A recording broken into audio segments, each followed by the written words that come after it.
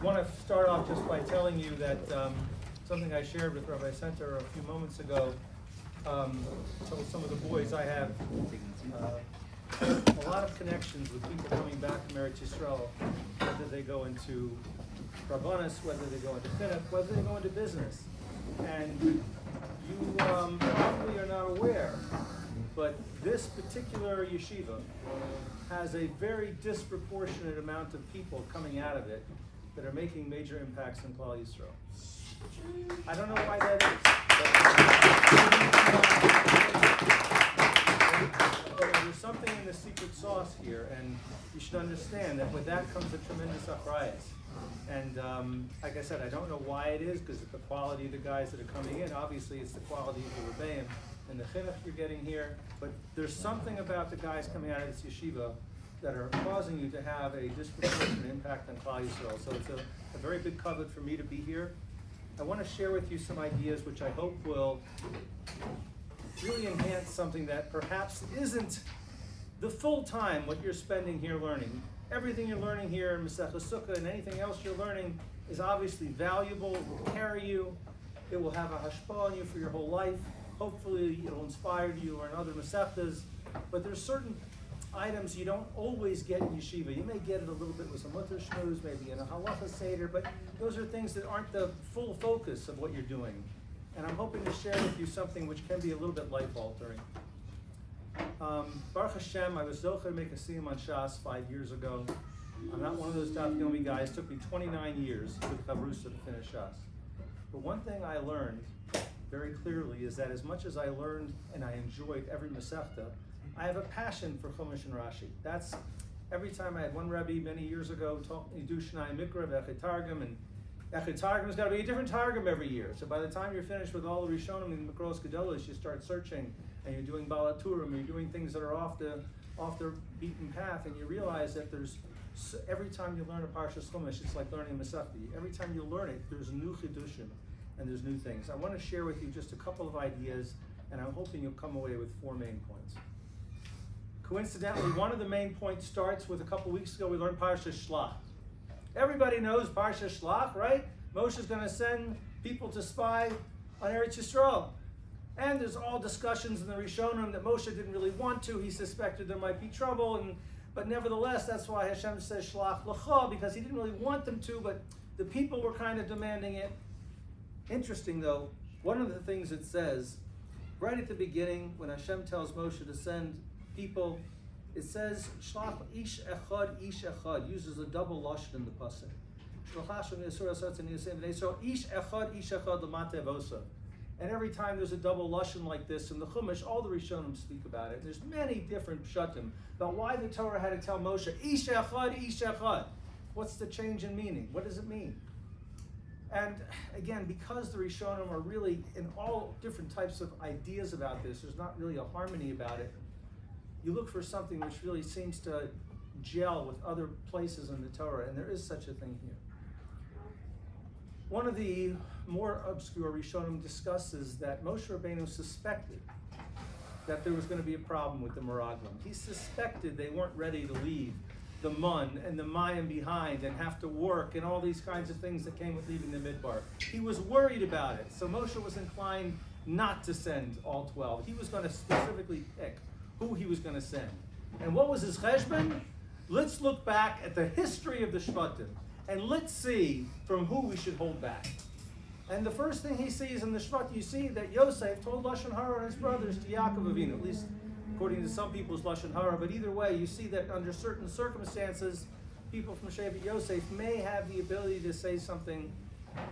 And so he thought maybe we shouldn't send from Shevet Yosef. And then he said, you know what else? Yehuda came to Yaakov afterwards, after they sold Yosef, and says, look, it looks like Yosef was eaten by a wild animal. And you see under certain circumstances, maybe someone from Shevet Yehuda could bend the truth a little bit.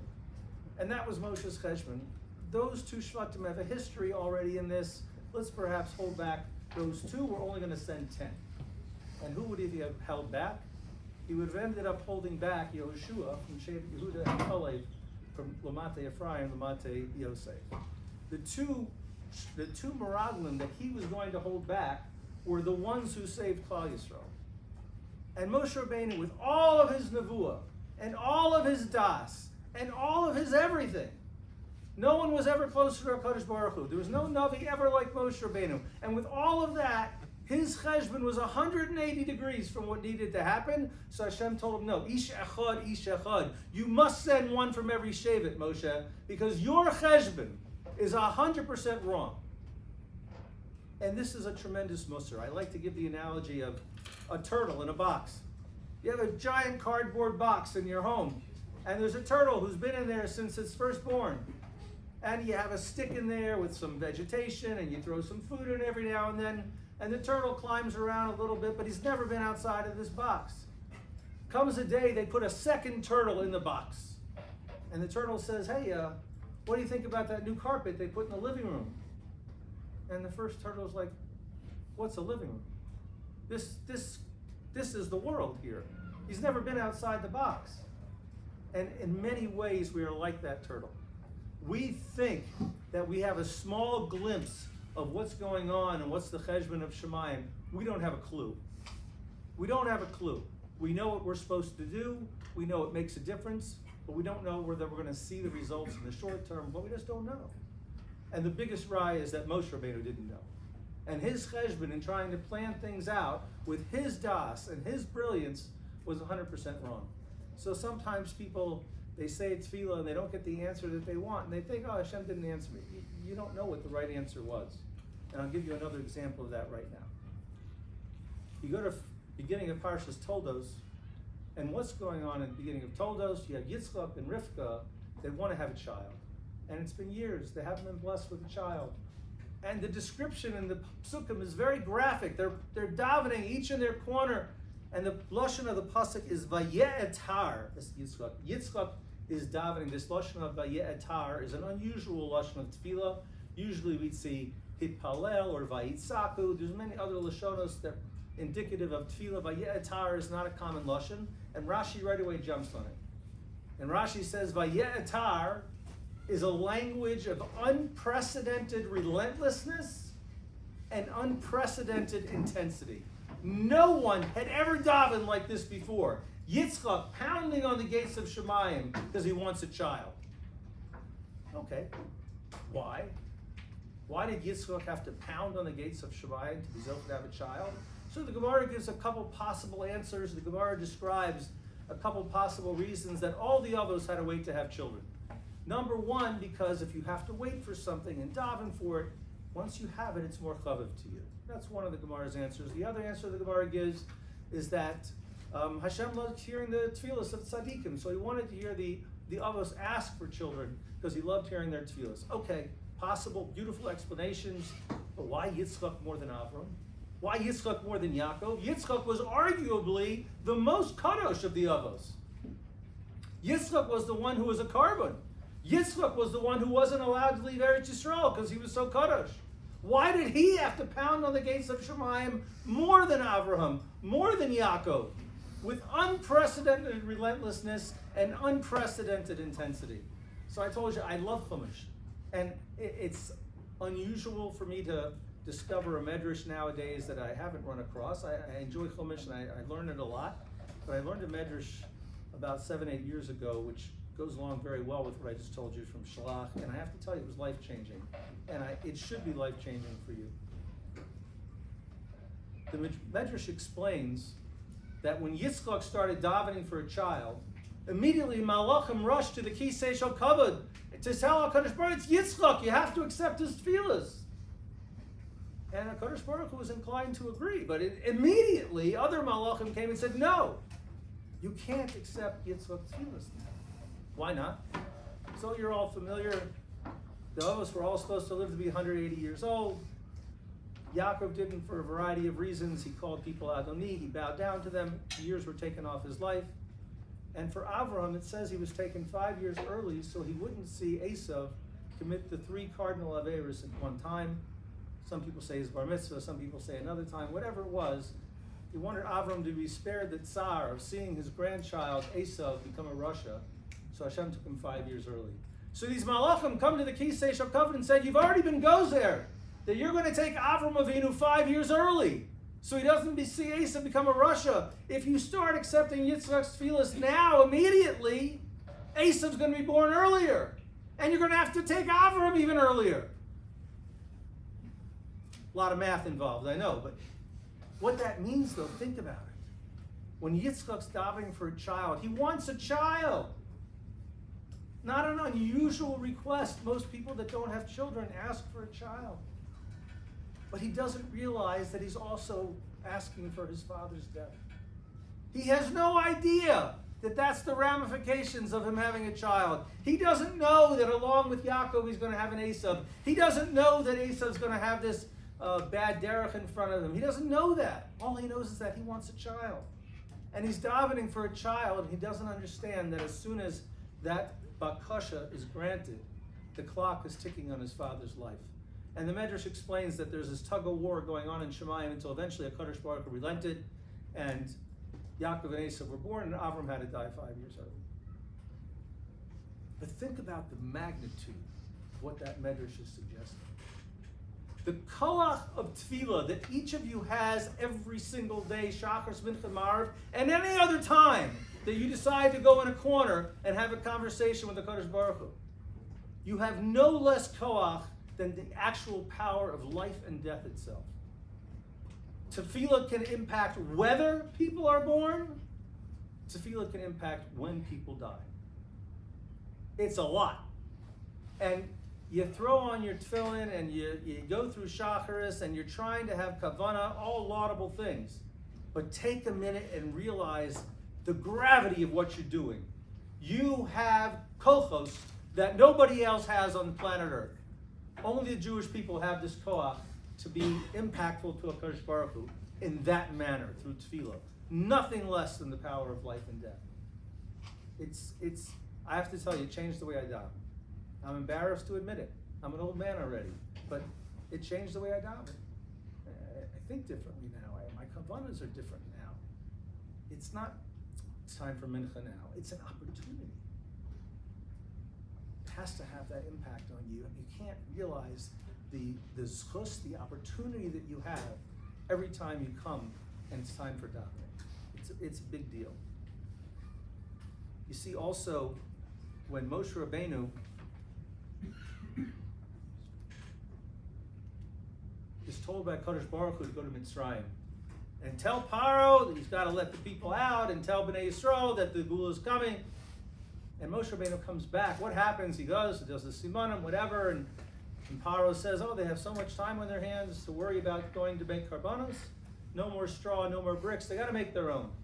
And Moshe Rabbeinu comes back to Kadosh Baruch Hu, and he's like, what did you do here? You sent me on this mission, and now things are worse. And Hashem really takes him to task for it.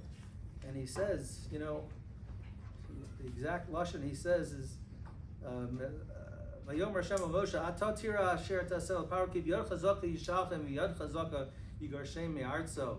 And the Gemara says that HaKadosh Baruch Hu says to Moshe Rabbeinu, you don't have emunah, you don't have bitachon in me like the Avos did. The Avos, they believed in me. It's Gemara in Sanhedrin. It's a shocking thing. How can HaKadosh Baruch Hu say to Moshe Rabbeinu, you don't have the emunah in me that the Avos had? Moshe Rabbeinu was the ultimate, the pinnacle. All the Avos had tremendous midas that they're known for, yes. Midav chesed, midav emes, all great things that we get from our Avos that we owe to them, that they changed the world with.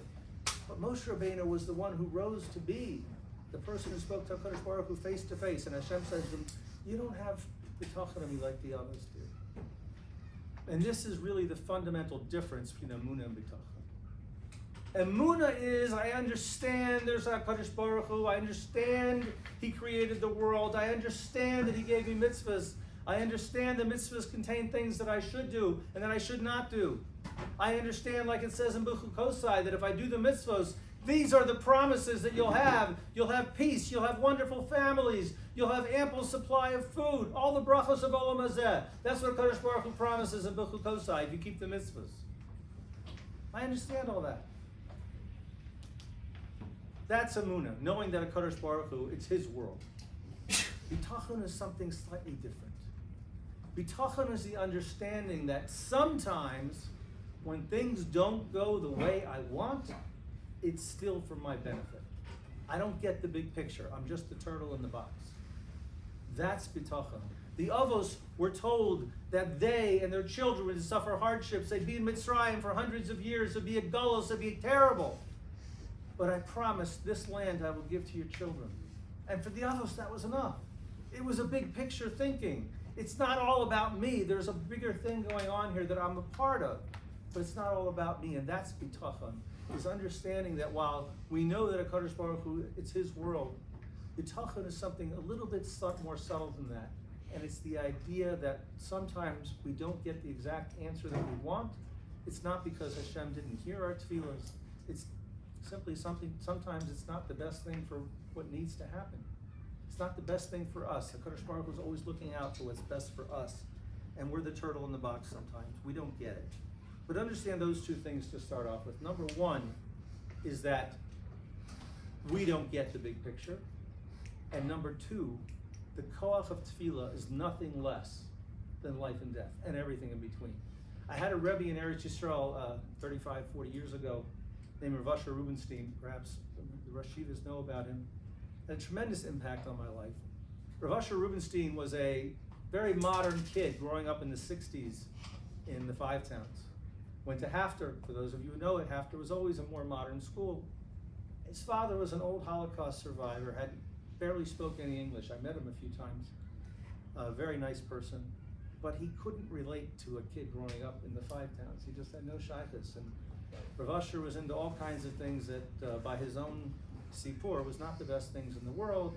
He's wearing his dungarees and his brown shirts, and he's on the fast track to nowhere. And he turns 18 years old, and his father says to him, Usher, I don't know what to do with you. I can't relate to kids here. I'm buying you a ticket to Cleveland. I've enrolled you in the Telz Yeshiva. Maybe they can do something for you, because I don't know what else to do. And if you don't like it there, you're 18 years old. You do what you want. I can't relate to this new world. I don't know what else to do. So Rav Asher says, well, ticket to Cleveland? Road trip, packs up a bag, we'll go see a little bit of the country on my way to Cleveland, hops on the bus. Comes with his bag, schlepping, takes a taxi to the Telz Yeshiva, goes in the front door and sees something that looks like it's probably the Beis Medrash, walks down the hallway again wearing his dungarees and loud shirts, and opens the door and he sees everybody wearing black pants and a white shirt. He says, this is never gonna happen. Closes the door, starts heading back down the hallway. He's gonna go back to New York, maybe stop somewhere else along the way, start his life. And on his way down the hallway, someone said to him, Shalom Aleichem, are you a new guy here? And Rav Asher said, nope, I'm just passing through. And the guy said, well, maybe you could have lunch with us. We're about to have lunch. You know, if you're hungry, join us for lunch. And Rav Asher thought for a second, it's been a travel. I wouldn't mind having a bite to eat. So I sat down and I stayed for 19 years. This man, Rav Asher Rubinstein, ended up having tens of thousands of Talmidim as the Mashgiach in Itri, the Mashgiach in Mishkan Torah. Then he started his own yeshiva, 2 other yeshivas he started years later. This man himself made over 600 shidduchim. The impact that this man had on Klal Yisrael over the next 50 years is incalculable. I'm one little person that had a shaykhus to him for a few years. Baruch Hashem, we had contact, we stayed in touch for the next 25 years. But the impact that this man had on Klal Yisrael is astounding. And again, according to Rav Asher, it all came about because one person said Shalom Aleichem to him. So you want to talk about life and death and tefillah? Okay, that's pretty extreme. You live in a yeshiva environment where you see guys every day, you don't realize what one kind word can do. Everyone sitting here on a daily basis has the ability to change the world. Nothing less. Now, there's probably maybe 3-4 guys among you who understand this crazy term they have. I think they call it determinism. There's many good people that actually subscribe to it. There's even a Gemara which lends some credibility to it. There's many Rishonim and others who don't. And this is the idea that, well, HaKadosh Baruch Hu's got a plan for the world, what I do doesn't make any difference. There are Rishonim who kind of shtel with that, but the Rambam categorically rejects it. Now, the Rambam never categorically rejects anything unless it's based on pure logic. That's the way the Rambam arrived at his conclusions. This is our Torah, this is what we see in the Psukim, this is what we see. The Rambam brings 13 uncontrovertible rayas that what we do changes everything. Starts off with Hevel. Cain kills Hevel. The pasuk says, HaKadosh Baruch Hu comes to Cain and says, Kol dumei achicha, all the bloods of your brother are crying out to me from the ground. Says Rashi, what's dumei? Hevel's one person. Why does it use dumei? Why not call dam achicha? All the blood of your brother. Says Rashi, Kol dumei achicha, all the descendants from Hevel that were never born, because Cain killed him, are crying out from the grave. What are you talking about? What descendants that Hevel was supposed to have? Hevel was killed. He never had any descendants. Obviously, he wasn't supposed to. Says the Rambam, bunk. It's just not true. It's a Beferish Rashi. Hevel was supposed to have descendants. He didn't have them because Cain did something. Cain killed him. When we take matters into our own hands, when we use our Bechira Chashi, which is the greatest gift HaKadosh Baruch Hu gave to us, when we use that, we have the ability to change the plan. Yes, there's a plan. HaKadosh Baruch Hu has a plan for the world. Matan Torah was going to happen. Mashiach is going to happen. A variety of other things are going to happen. But how it happens, when it happens, because they were going to be in Mitzrayim for 400 years. We weren't there for 400 years. We're there for 210. Was it because Vayitzaku? Was it because the Mitzrayim worked as harder? We don't know. But the fact is, the people's actions and people's choices changed the Cheshbon of Shemayim. And we were only there 210 years. What you do matters. And that's Nakuda number 3. Nakuda number 1, we're turtles in a box. We don't get the big picture. Nakuda number 2, Tefillah is an incredibly powerful tool. And number 3, everything you do every single day matters. Your ability to change the way someone feels about themselves, someone who may have a little bit lower self-esteem, someone who needs a little bit of assistance, someone who has a harder time learning than you do, and you can lend them a hand. Everything you do every day makes an incalculable difference. You can't even begin to imagine what it is in that single moment. I sat down and I stayed for 19 years. You have no idea the koach of every single action that you take. That's point number 3. I had one of my rebbeim in Ner Yisrael, the Rosh Yeshiva of Weinberg. One of the really great men that I met in my life. Rav Weinberg was very ill the last few years of his life. And the last year, the doctors had told him that he had little time left. And he had a daughter who was the Rebbitzin in Atlanta. Rabbi Feldman was his son-in-law. And this Rebbitzin was one of Rav Weinberg's many children. And she called him up one day and she said, Tati, I need your advice. There's a woman in my kahila and her father is very ill. And she doesn't know what to do for him. And Rav Weinberg, of course, understood immediately that she was talking allegorically about herself. And he says to her, tell me, does this woman love her father? And she says, yes, she loves him very much. And she says, does the father love his daughter? His daughter thinks that he loves her very much. Just tell this woman that Hashem loves them even more. And it wasn't just words. When people were crying in the hospital, when the end was near, Rav Weinberg would say, why are they crying? Don't they understand this is part of HaKadosh Baruch Hu's plan for me? He was not afraid to meet his meter and meet his maker. They didn't understand the tears. Mamash didn't understand. And that's a madrega we can only aspire to understand that everything that happens is because HaKadosh Baruch Hu wants what's best for us. I hate to give this analogy, but I can't help myself. I was giving a shmooze on Rosh Hashanah, and we finished Shacharis, and I look around, and you know what Shacharis is like on Rosh Hashanah. People are shaking.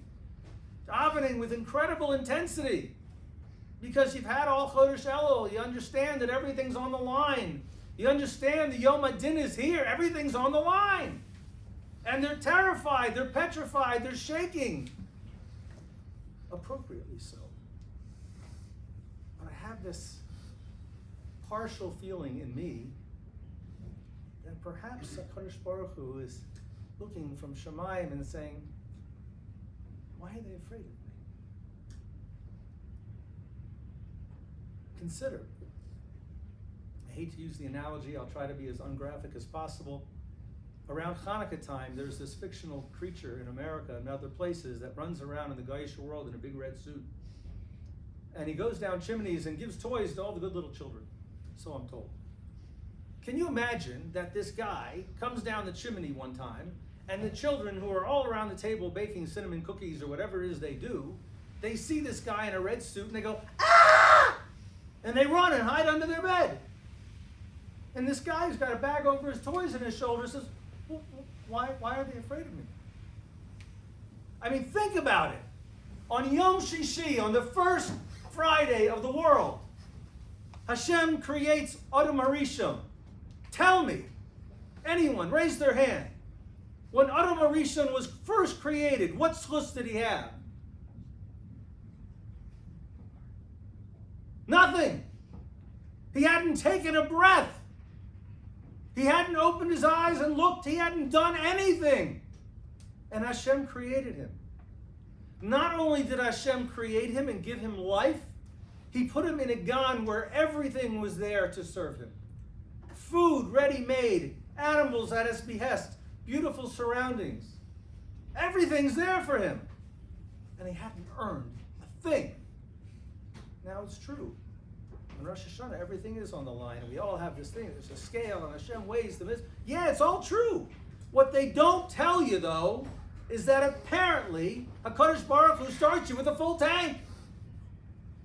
Because you have to understand the Metzias of HaKadosh Baruch Hu to the extent that we can. There's an old adage that I learned from one of my Rebbeim that, if you look at a piece of art, you ever go to a fancy museum and you see people like,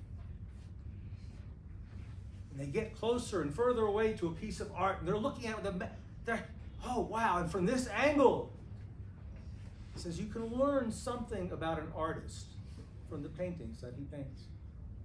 Similarly, someone writes a musical song or a composition of Beethoven or whatever it is, you listen to the music, you can learn something about the composer from the music that they write. This is the way you understand HaKadosh Baruch Hu to the extent a human being can, is that we see the world that he created, we see the Torah that he gave us, we see what are the priorities of HaKadosh Baruch Hu. You learn a little bit about, as much as we can understand about HaKadosh Baruch Hu from the Torah he gave us, from the world that he created. You look at what Hashem did for Adam HaRishon, and you realize that, again, this is a little bit out of your realm, but I'll just tell you one very Kabbalah 101 type of idea. The Sifrei Kabbalah talk about the origins of the world. And they describe it, again, in the crudest way we can explain it, that HaKadosh Baruch Hu is this ultra concentrated force of goodness. And all you guys had some high school chemistry. You take anything and you put it in a beaker and you heat it up. And you keep heating it. Eventually what happens? It explodes. So the Sifrei Kabbalah describe the origins of our world like that. HaKadosh Baruch Hu's goodness is so ultra concentrated that it could not be contained. And the explosion of that goodness is partially what created our world. By the way, it's amazingly similar to how the geniuses in the secular world describe the Big Bang. But they steal everything from us. But anyway, it's a crude model. But nevertheless, the Musar is very profound. We come from a sense of goodness. HaKadosh Baruch Hu is Kulo Tov. He's the biggest meitiv that ever existed. HaKadosh Baruch Hu wants to do good for all of us. He wants to do good for all of you. And the gift he gives to us that he didn't give to the Malachim is that we have the ability to earn it. And every day we have that opportunity. It's an amazing, amazing gift. The Gemara talks more about that, but nevertheless, the opportunity we have every day to chap Orion and to earn the goodness that HaKadosh Baruch Hu wants to give to us. I mentioned this to a shir I gave last week in another yeshiva, and one of the guys in the shir was a PhD scientist, and he quickly raises his hand, and he says to me, everything you just said is completely contrary to Darwin and evolution. And I said, let me tell you something. First of all, I'm so old that when I was in school, it was still called the theory of evolution. And then without any additional evidence, then they again began teaching it as the law of evolution, without any additional evidence. On the contrary, there's been many holes poked in it, but they stick to it. Different reason. Why are there a certain group of goyim who cling to Darwinism, evolutionism, and atheism? Why is it? It's all zrikas all. If they can just get HaKadosh Baruch Hu out of the cheshbon, then we can do whatever we want. That's the cheshbon. And that's, by the way, also why they hate Jews. Anti-Semitism, the root of anti-Semitism is because the goyim see HaKadosh Baruch Hu through us. Psukim and Devarim make this very clear. So Pasuk says, I think it's in Re'eh, I don't remember, it says that when we are matzliach, the goyim say, you know why they're being matzliach? Because they're keeping God's commandments the way He wanted them to. That's why Bnei Yisrael is being matzliach. Then later, after the Tochacha, Hashem says, I'm going to bring you back to Eretz Yisrael, even though you didn't earn it. And He says, Pen Yomu, I don't want the goyim to say, what would the goyim say when we're not being matzliach? You would think the opposite, that they're not being matzliach because they're not keeping the mitzvahs properly. That's not what the pasuk says. Says Hashem, when your Klal Yisrael is not being matzliach, the goyim say, there is no God. That's their end game. That's where they have to get to. There is no HaKadosh Baruch Hu, so I can do whatever I want. That's the end game that the goyim wants. Anyway, this guy raises his hand and he says, it's all contrary to evolution. I said, let's conduct a little social experiment.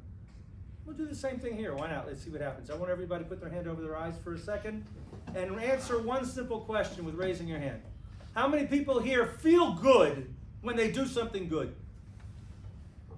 Okay. Be happy to know that 99% of you feel the same way as most people in most places. Somehow, we are all hardwired to feel good when we do good. There is no greater disproof to evolution than that. Evolution demands that I need money to buy food so I can survive. Evolution demands that I need money to heat my home so I don't die from cold in the winter. Evolution demands that if he doesn't have enough money to buy food, he should die. Survival of the fittest. That's how the species evolves and survives. That is Darwin. The idea that anyone, Jew, non-Jew, atheist, doesn't matter, would give $1 out of their pocket to help somebody else is the greatest disproof to Darwinism and evolution. It's completely incompatible with it. Raises the hand, the same PhD scientist, and he says to me, I said, okay, before you ask your question, I want to tell everyone what you're going to ask, because I've heard it before. He's now going to tell me that the reason that I give someone help is because we're an interdependent society. We need each other, and therefore we help people who are in need. Really? That doesn't explain why you feel good when you give milk to a cat.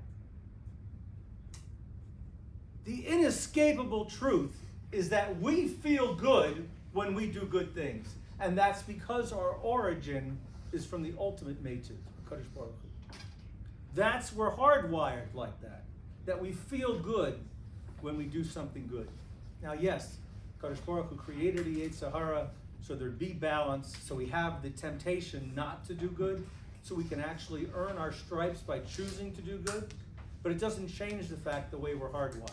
We're hardwired to want to do good. It's the way we're made. And I hope you remember those few things. Number one, we don't get the big picture. Number two, your tefillos have the ability of nothing less than life and death. Number three, every second of every day is a chance to change everybody else's life, not only your own, with your midos and with your words. And number four, understand that our HaKadosh Baruch Hu is the greatest meitiv. He wants only what's good for us. As I said before, it's a tremendous chus to be here. I could go on for hours, but if there's anybody questions, we have a few minutes. I'm happy to entertain any questions. I guess that's a tribute to the crystal clarity of everything we discussed. Oh, wait a minute, maybe there are questions. Okay. Sometimes they're shy. There it goes. Sure. Not shy. I was gonna say a different kind of to why you feel good when you do something good is because perhaps if you were to give dollars, you will survive longer and therefore you feel good because it's not that you're gonna get to live longer because more dollars that's for some reason enable your survival for longer. How does that work? Speak up a little In bit. theory, someone would like you more, and your popularity contributes to your success in living longer. So how does my giving away my money help that? How does it make you more popular if you give money to people? Well, it's assuming you can afford it, okay? But again, Darwinism wouldn't allow for that. Darwinism says that if I have money, I need it for me. Carry it, saying if you were to make a cheshbon and decide that this dollar has more value with my friend and him supporting me and him making me be able to live longer, then that's what. So that's the question we talked about. Why then would I give milk to a cat? That cat's gonna help me do something better or live longer? I don't know about you, but I don't often give milk to cats. Fair enough. But there's other things that you do, and you do them because they make you feel good. To be very clear, I don't believe what I'm saying, I'm just. That's all right, neither does anybody else. No, seriously, but but you do things that are an act of chesed because not only you know it's the right thing to do, but because it makes you feel good. We all do that. There's more dogs per capita in Tel Aviv than anywhere else in the world. Is that true? Yeah. So most people, everyone has a dog. That explains why the cats are hanging out in Yerushalayim. Everybody's familiar with the famous picture of Revelio Apian feeding a cat. You know where that picture comes from? Revelio was feeding a cat, and they said to him, Rebbe, nothing better to do with your time. People don't know that the reason there's such a cat population in Eretz Yisrael is because there was a terrible rat problem on the heels of all the wars and all the fighting and all the desolation that had happened. So the government made a deliberate choice to import thousands of cats to deal with the mice and rat problem. Says Revelio, we brought these things in to help us, and now we should turn our backs on them. We have an achrayus to them. It's a different way of thinking. We all have an achrayus. Anyway, any other questions? There is a benefit to cats. Giving cats, it's for yourself, to get rid of rats with diseases. Right, and all the other chesed also has that explanation. You can rationalize and make an answer for one or two things. You're right, you can. But at the end of the day, you feel good when you do something good. How does that happen? How does that happen? Where did that come from? It's because you're hardwired that way. Yes? What if it's because we were raised to do good things? So our entire lives we were just told do good, do good, do good. So on this one prat, every single person decided to do what they were taught by their parents and Rebbeim. There's no room for individuality.